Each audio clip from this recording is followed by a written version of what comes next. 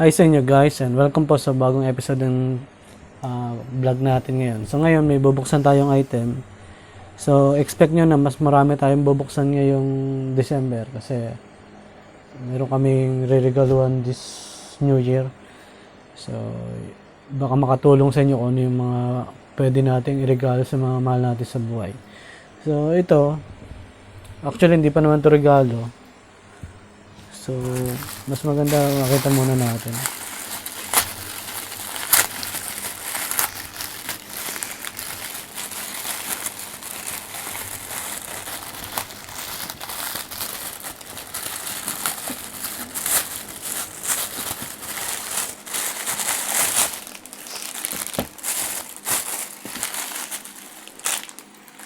So, ito yung nakita natin. Actually, wala akong idea kung ano to eh. Tingnan natin kung ano nakakalagay.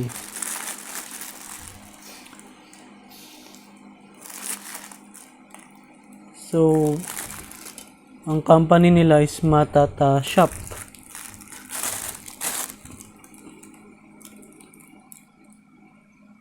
Special Needs Stress. So, ito ay reliever towel. So, pantanggal siya ng tawag dito. Nakalagay kasi dito, push bubble Fidget sensory toy for autism, special needs stress, reliever the towel.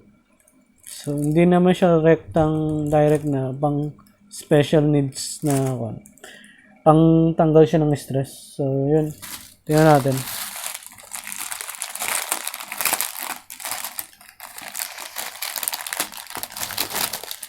So, yun. Ayan. So, kung medyo parang na-stress ka, pwede mo siyang gamitin. Ayan.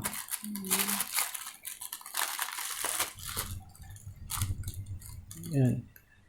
Aside do sa pinipisil mo siyang ganun, gusto mo makuhan yung kamay mo, pwede mo rin siyang pindut-pindutin. So, actually, pwede rin to sa mga bata. Pwede rin sa matanda. So, kung gusto mong malibang, pwede mong gawin yan. And pwede mo rin ituro sa mga anak mo. Sa mga anak nyo. Ayan o. Stress reliever siya. So, yung details sa description niya, mabisa daw siya doon sa mga parang, yung alam mo yung mga bata na may special na kailangang attention. Yan. Yung iba, pwedeng gawin ganito. Kasi soft naman siya.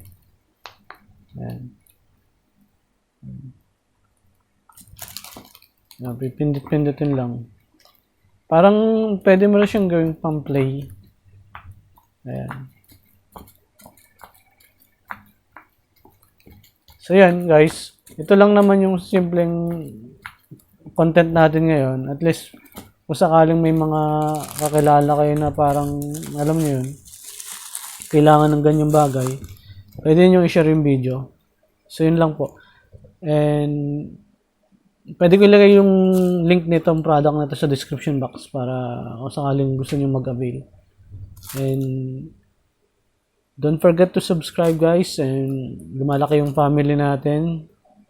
So, salamat sa mga nag-subscribe and i-click nyo rin po yung notification bell para updated kayo sa lahat ng video namin. So, more on vlogs tayo, unboxing, review, travel, vlogs, cooking. So, yun yung mga content natin dito sa channel na to. So, stay safe po kayo and God bless po sa inyo.